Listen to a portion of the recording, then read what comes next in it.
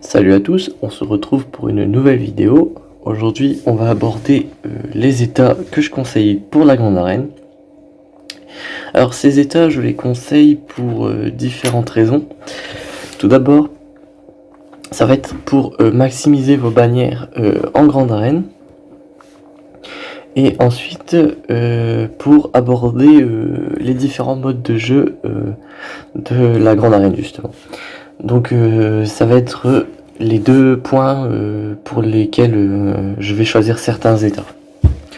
Donc je vais commencer par les états qui augmentent votre efficacité en arène. Ce que j'entends par efficacité, c'est votre faculté à augmenter, à avoir un montant de bannière maximal. Donc commençons. Le premier état que je vais vous conseiller, ça va être celui de Chewbacca de l'événement légendaire avec les chasseurs de primes. Donc j'imagine que vous voyez lequel c'est, mais dans le doute, le voici. Donc c'est sur le zeta ami fidèle.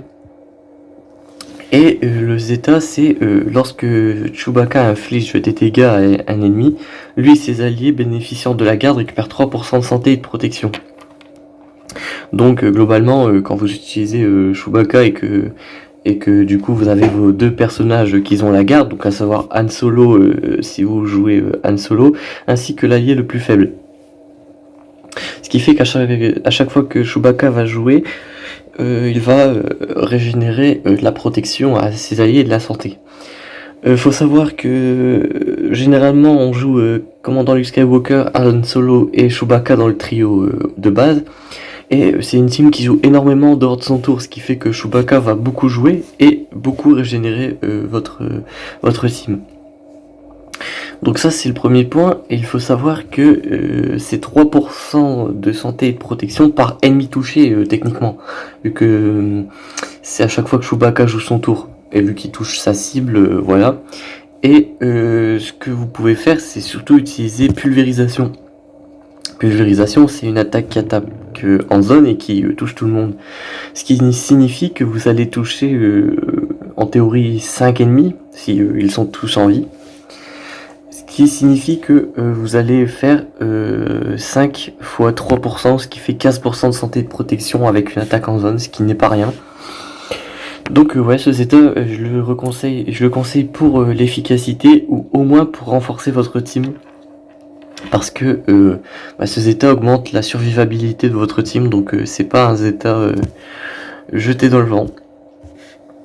Le deuxième zeta, honnêtement je sais pas, je l'ai pas moi, mais globalement l'augmentation de délai ça serait plus contre des personnages comme Nihilus, etc. Mais moi j'affronte jamais de Traya en défense, donc je le mets pas. Et l'entrave de capacité, c'est un peu la même chose, on me l'afflige assez rarement, donc je ne ressens pas la nécessité de le mettre. Enfin bref, on se retrouve tout de suite pour le prochain zeta. Donc le prochain zeta, c'est sur Boba Fett, sur sa capacité unique. Donc, j'aime beaucoup ces états parce que très simple dans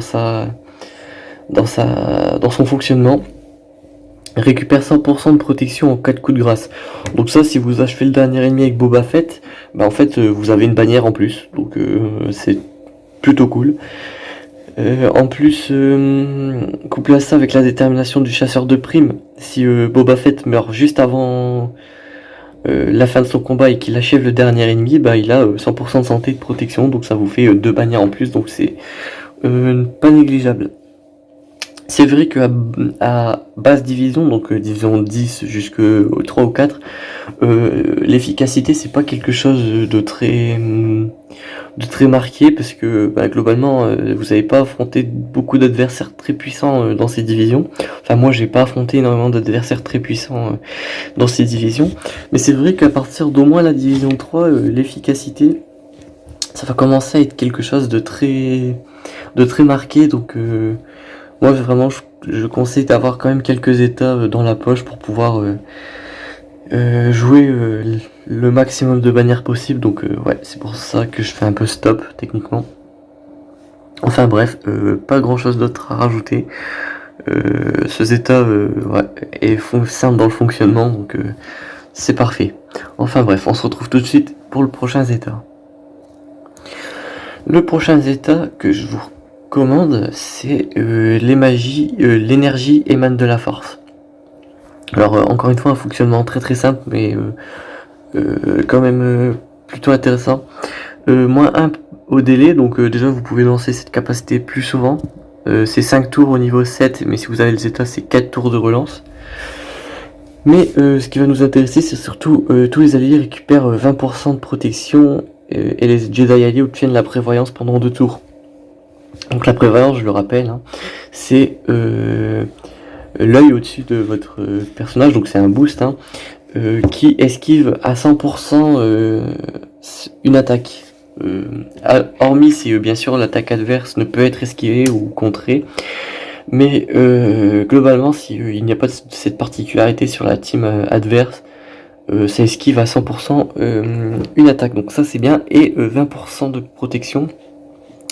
Très pratique pour survivre d'une part, et d'autre part pour régénérer vos bannières de protection.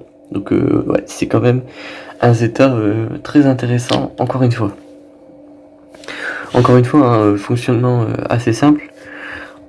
En plus de la basique aussi, hein, qui augmente la jauge de tour, qui soigne et qui soigne la protection aussi. Donc ouais, ces deux capacités ensemble, c'est vraiment beaucoup de soins et de soutien. Donc vraiment très très bon perso avec de bons états. Donc on se retrouve tout de suite pour le prochain. Prochain zeta, Kylo Ren avec masque. Plus particulièrement la capacité spéciale, c'est son seul zeta d'ailleurs, la capacité outrage, plus 15% de dégâts, donc c'est toujours bon à prendre, et récupère de la protection à hauteur des dégâts infligés. Ce que ça implique, c'est que en utilisant cette capacité, vous allez récupérer autant de protection que de dégâts que vous allez infliger. Et c'est vraiment bien, parce qu'en fait, globalement, Kylo Ren, c'est un personnage qui inflige pas mal de dégâts, car c'est un attaquant. Ce qui implique que vous allez régénérer presque toute, voire toute votre protection en utilisant cette capacité. Cette capacité, c'est extrêmement fort. Couplé à un Kylo Ren qui est résistant et rapide, ça peut beaucoup jouer. Et grâce à ce zeta, vous allez être en mesure de soloter certaines teams. Si vous avez un Kylo Ren équipement 12 en division 7-8, autant vous dire que c'est une bannière, beaucoup de bannières gratuites. Vous allez pouvoir faire des 64 bannières sans hésitation. Et même en division 2, donc la division dans laquelle je joue, on peut toujours faire des solotages, notamment contre l'ancienne République. J'ai pas encore essayé, mais dans ma prochaine saison de Grande Arène, je compte bien essayer. Car on m'a conseillé de le faire, donc j'essaierai de faire un solotage contre une team avec Kylo Ren. Donc restez informés hein, si vous voulez voir ça en action. Donc ouais, ça c'est un zeta que je recommande. C'est vraiment un zeta qui permet de gagner 4 bannières, ce qui est pas rien dans un match où vous avez besoin d'être plus efficient que votre adversaire, donc c'est parfait. Ça implique aussi de modder votre personnage correctement, hein. Ça c'est quand même une règle qu'on retrouve sur beaucoup de personnages, le modage. Mais ouais, moi je l'ai modé en défense, mais modé en attaque évidemment ça peut être un bon point. Et je vais essayer de trouver en fait c'est juste là. Lorsque Kylo subit des dégâts, il gagne un bonus de défense de 50% qui est cumulatif et un bonus d'attaque de 15% qui est cumulatif pendant un tour. Ce qui implique que grâce à cette unique, outrage va faire bien plus de dégâts, donc vous pouvez tirer encore une mieux partie de ce zeta, donc ça permet quand même une efficacité plutôt intéressante. Donc ouais, un zeta que je conseille également. Donc on se retrouve tout de suite pour le prochain. Le prochain zeta que je conseille, c'est celui de Jango Fett, plus particulièrement l'unique. Pourquoi je conseille ce zeta? C'est pas une question d'efficacité cette fois, parce que en fait ça va pas vous rapporter de bannière de faire ça, mais ça vous permet de booster énormément votre team chasseur de primes. En fait, le Zeta implique qu'à chaque fois que Jango Fett achève un adversaire, il ne peut être réanimé. Dans la team chasseur de primes, seuls 2 personnages peuvent faire ça de base. C'est Boba Fett avec sa roquette, qui, lorsque la roquette achève un adversaire, ça empêche la résurrection. Et le Mandalorien avec sa désintégration. Donc ouais, c'est cool, mais si on peut avoir un 3ème personnage qui peut empêcher cette résurrection, on sera pas contre, tout simplement.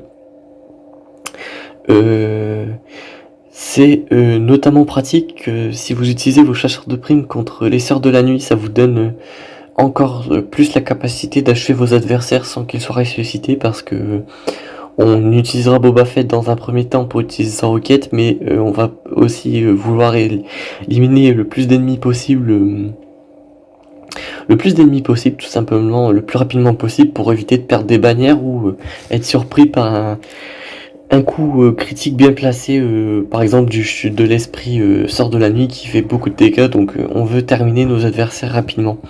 C'est pour ça que je conseille The Zeta, pas pour son efficacité en termes de bannière, mais pour son efficacité dans les combats, qui vous sera bien sûr pratique pour gagner, hein, ça paraît logique.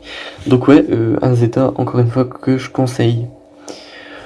En tout cas, on se retrouve tout de suite pour le prochain Zeta. Donc, on se retrouve pas cette fois-ci sur la page d'un personnage, mais sur la page de la faction de plusieurs personnages. Donc, vous pouvez le constater, je suis sur la page Sœur de la Nuit. Ici, il y a 2 états en même temps qui vont nous intéresser, parce que on va aborder une particularité de la Grande Arène juste avant. Donc, peut-être vous le savez, peut-être vous ne le savez pas, mais la Grande Arène, c'est 2 modes de jeu différents. Le 5 contre 5, ainsi que le 3 contre 3. Le 3 contre 3, ça implique de séparer vos teams en 2. Alors, ça peut être embêtant dans certains cas, parce que ça détruit complètement la synergie d'une team, mais dans certains cas, c'est extrêmement fort. Je vais prendre ici l'exemple des Sœurs de la Nuit. Les Sœurs de la Nuit, il y a 6 Sœurs de la Nuit en tout qui sont très très fortes. Donc les 6 premiers tout simplement, enfin les 6 premières, parce que c'est les Sœurs de la Nuit. Là les 2 états qui vont nous intéresser, c'est les 2 capacités de chef les plus importantes, à savoir celle d'Asajj Ventress ainsi que Mère Talzin.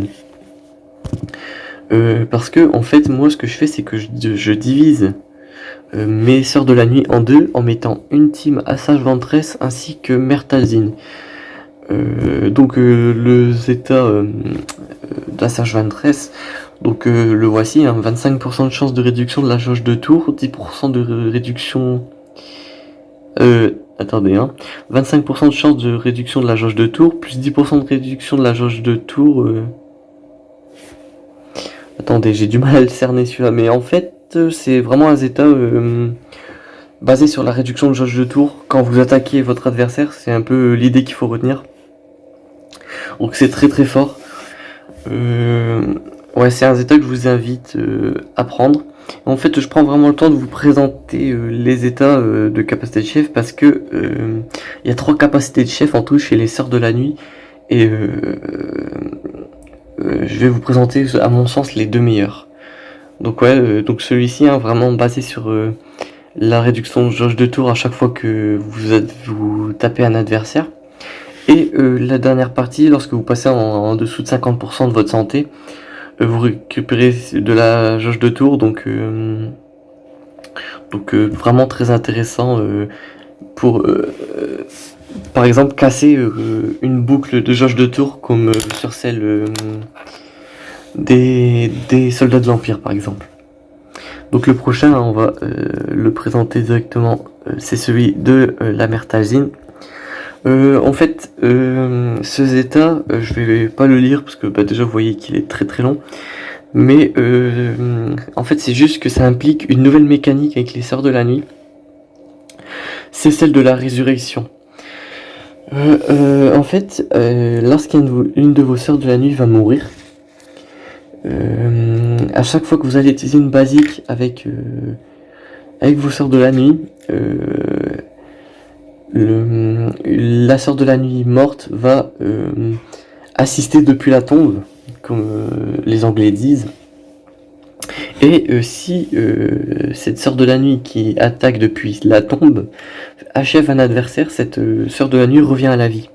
Donc vous avez pas intérêt à ce qu'une sœur de la nuit en face achève un de vos personnages, parce que ça peut très vite tourner au vinaigre. Et ça peut vous faire perdre le combat.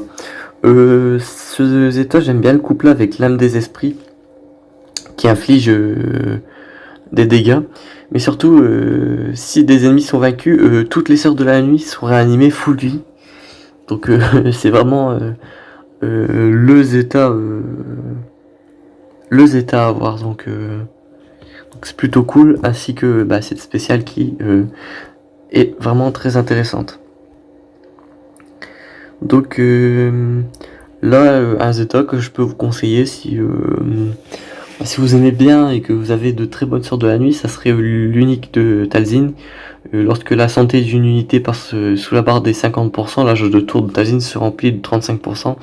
Donc vraiment deux états et une oméga qui sont très très fortes sur cette mère Talzin. Enfin bref, on se retrouve tout de suite pour le prochain Zeta. Alors, le prochain Zeta, ou je devrais dire les prochains Zeta, vous l'avez compris, c'est pour les chasseurs de primes. En fait, c'est encore une fois les capacités de chef. Donc, alors, pardon, je me suis planté, super. Donc, la capacité de chef de Boba Fett. Et ensuite, de Bossk, pardon. Et ensuite, le deuxième Zeta, ça sera à vous de choisir en fonction du lead que vous souhaitez choisir. Moi, je joue Jango Fett, même si je n'ai pas encore son Zeta sur justement sur sa capacité de chef, que je compte mettre très bientôt. Donc là, très simple. Les ennemis souffrent d'un malus de pouvoir de moins 20% à chaque fois qu'ils infligent un affaiblissement à un chasseur de primes. Donc plus le combat avance, plus votre adversaire a des chances de ne plus infliger de malus, donc ça peut être cool. Et les chasseurs de primes gagnent un bonus d'attaque de 35% s'ils ont la détermination de chasseur de primes, donc ça c'est vraiment extrêmement fort. Donc vraiment c'est vraiment un très fort. Et chose à savoir, c'est que si vous déclenchez le contrat avec Jango Fett, tous les personnages disposent de la détermination de chasseur de primes, même ceux qui de base n'en disposent pas. On peut prendre l'exemple de Dengar, de IG88, même de Bossk. Donc très fort, même en 5 contre 5, c'est quand même un Zeta à ne pas négliger. Donc je compte le mettre très bientôt. Après, j'ai quand même beaucoup de Zeta à mettre sur beaucoup de personnages, donc malheureusement je suis obligé de faire des priorités, mais pour la prochaine saison de 3 contre 3, je compte le mettre juste avant que la saison démarre, tout simplement. Donc voilà pour le Zeta de Jango Fett, et je vous conseille aussi ce Zeta. Ce Zeta, du coup, pour le 3 contre 3, comme je l'ai précisé, mais également pour l'efficacité en grande arène. Vous avez peut-être vu la vidéo que je vous ai présenté les états pour débutants, mais je vais le réexpliquer parce que cette fois on va vraiment s'intéresser sur son côté efficacité en grande arène. Donc lorsqu'un ennemi souffre d'un affaiblissement ou résiste, tous les chasseurs de primes récupèrent 5% de santé de protection. Extrêmement fort. Le meilleur Zeta pour les chasseurs de primes, sans aucun doute pour moi. Parce que ça vous permet de récupérer énormément de santé et de protection à chaque fois que vous tentez d'infliger un malus ou qu'il résiste. Donc profitez bien des attaques en zone de Jango Fett, de Boba Fett qui infligent des malus, la grenade de Dengar, l'attaque en zone de IG, enfin bref, tous ces personnages qui peuvent infliger des malus ou qui peuvent se faire résister par nos adversaires. Donc ça c'est un point vraiment très intéressant. Et ensuite, la deuxième particularité, c'est qu'en 3 contre 3, vous avez besoin d'au moins 2 leaders. Donc, en fait, mettre un Zeta sur une capacité de chef, ça coule de source, tout simplement. Je peux vous conseiller aussi également ce Zeta. À chaque fois qu'il perd la raillerie, il la récupère pendant un tour. Donc, ce qui fait que votre adversaire...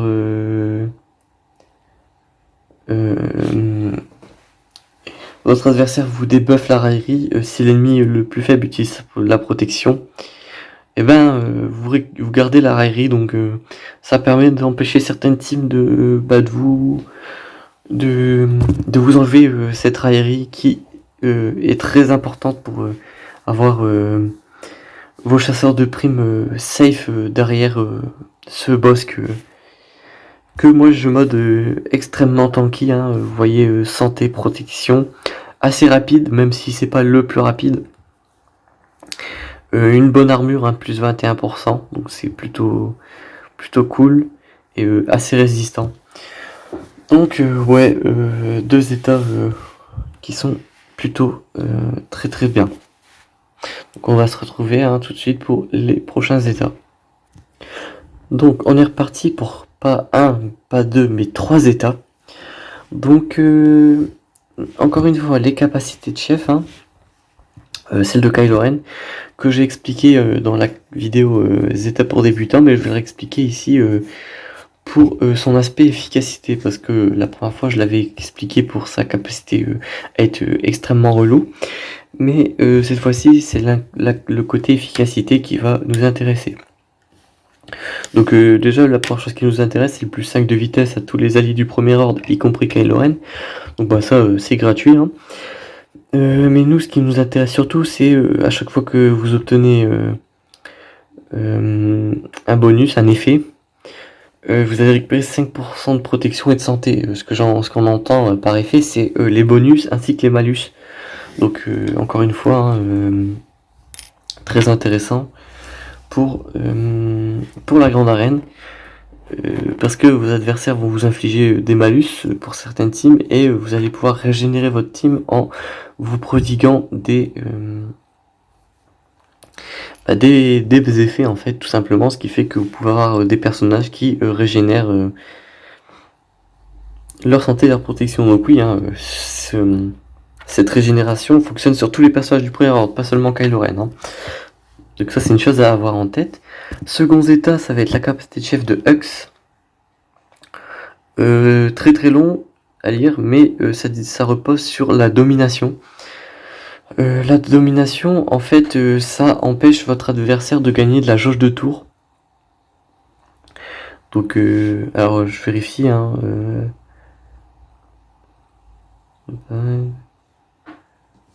je vais lire juste 2 secondes, je reviens. My bad, le zeta que je voulais vous présenter, en fait, c'est Ambition Infinie. Mais en fait, je vais vous présenter les deux, en fait, parce que les deux sont très très forts. Déjà, domination, donc le zeta sur la capacité de chef.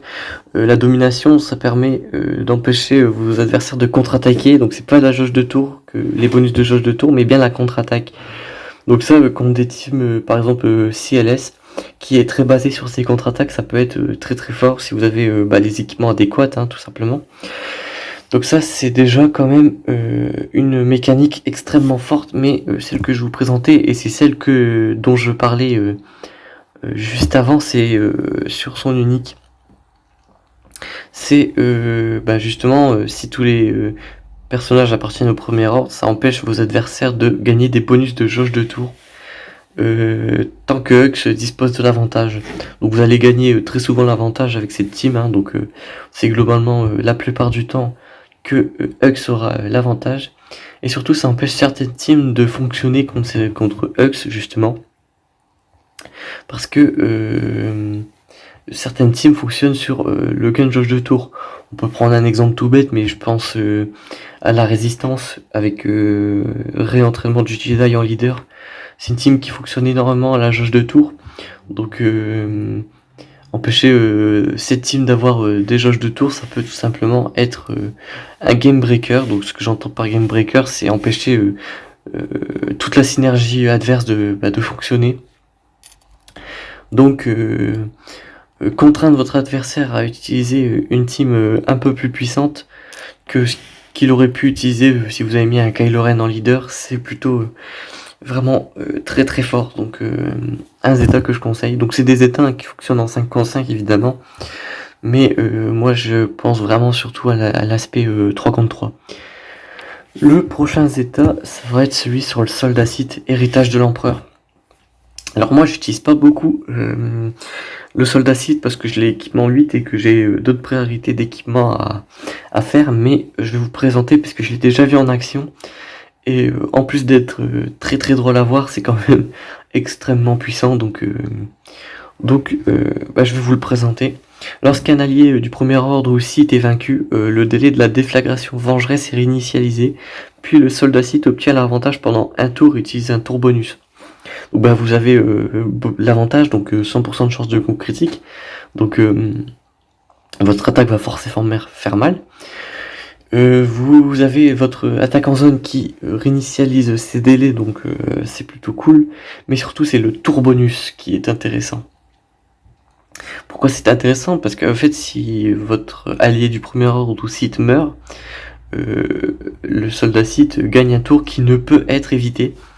Donc, en fait, ce dernier, il va utiliser par défaut cette déflagration vengeresse, qui est une capacité qui fait extrêmement mal, surtout en zone, et qui peut, si plusieurs alliés du premier ordre meurent pour booster cette capacité, faire un one-shot de 5 persos en même temps. Donc le yoink est vraiment de la partie, disons-le. Donc c'est un Zeta qui fait très très mal et qui en défense ou même en attaque peut faire une différence très très rapidement. Donc encore un Zeta que je vous conseille d'avoir. Enfin bref, on va passer à la dernière partie qui sont les Zeta sur Vador. Donc on se retrouve tout de suite. Donc les derniers états de cette vidéo sont sur Vador. Donc je vais d'abord vous présenter le massacre implacable. Donc le massacre implacable ou Merciless Massacre en anglais, c'est la capacité la plus puissante de Vador, qui a 9 de délai, mais en fait c'est vraiment une capacité qui recharge extrêmement rapidement.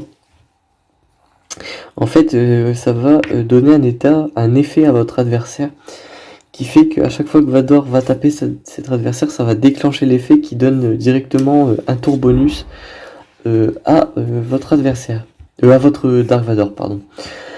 Ça implique que Vador va jouer 5 fois puisque l'état en question s'affiche sur les 5 adversaires, ce qui lui permet de jouer 5 tours. Couple à ça l'écrasement de force pour permettre d'infliger beaucoup de malus, un malus de vitesse ainsi que des effets sur la durée. Donc ça c'est vraiment très très fort. Donc ça vous permet de coupler massacre implacable qui va vous permettre de jouer très rapidement les écrasements de force qui sont au nombre de 2 si vous lancez l'écrasement de force avant le massacre implacable et après. Donc ça vous fait un total de 7 tours, parce que vous avez l'écrasement de force en premier, sous Palpatine ça vous donne un tour gratuit, donc profitez-en, donc on est à 1, 5 tours avec le massacre implacable avec Vador, donc vous êtes à 6 tours, vous pouvez refaire un écrasement de force parce que le délai est de 5, donc je viens de vous dire qu'avec le massacre implacable vous avez 5 tours, donc là les délais sont pile poil rechargés. Donc ça vous fait 7 tours. Et si vous décidez de faire une lama batteuse, ça vous fait votre 8ème tour.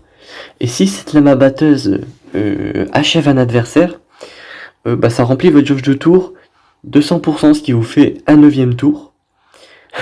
Et donc, oui, Vador qui joue 9 fois d'affilée, si ce personnage est très bien modé et très bien équipé, ça part sur un solotage de certaines teams, hein, disons-le.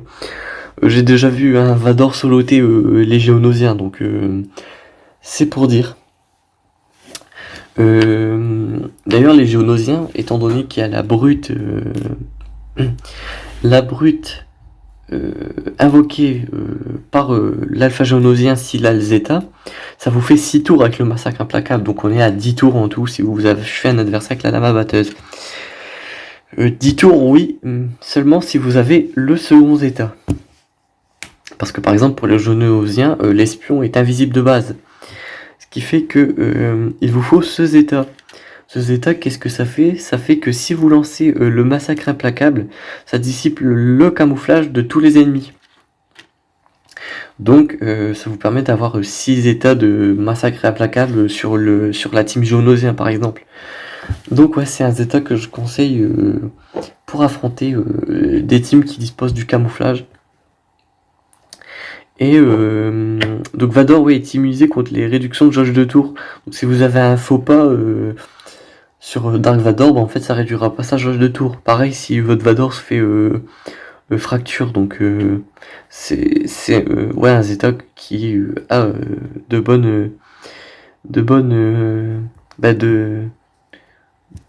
bonnes cartes à jouer, donc ouais, c'est plutôt cool. Et le dernier point, c'est qu'à chaque fois que il récupère 5% de sa santé lorsqu'un effet de dégâts sur la durée prend fin, donc ça permet de régénérer un Vador très bas en vie. Donc vraiment un deuxième Zeta très intéressant. La capacité de chef, je la conseille pas extrêmement... Bah, je vous la conseille pas vivement parce que je m'en sers très très peu, donc gardez ce Zeta pour au moins les mettre sur les autres personnages, voire sur un autre personnage que vous êtes en train de farmer, donc voilà. Enfin bref, une vidéo plus longue que prévu, 32 minutes. J'ai conscience que c'est pas une liste exhaustive, hein. Il y a d'autres états qui sont très forts, très intéressants et très bien, hein. Vous pouvez le constater que c'est pas les seuls états que j'ai dans mon inventaire. Mais voilà, c'était une petite liste, enfin une petite liste, quand même une belle liste, hein, de états pour être plus efficace en grande arène. Enfin bref, j'espère que cette vidéo vous aura plu et vous aura été utile. N'hésitez pas à la partager à vos collègues de guild ou à vos amis, hein, tout simplement. Et sur ce, on se dit à la prochaine pour une nouvelle vidéo. Et sur ce, portez-vous bien.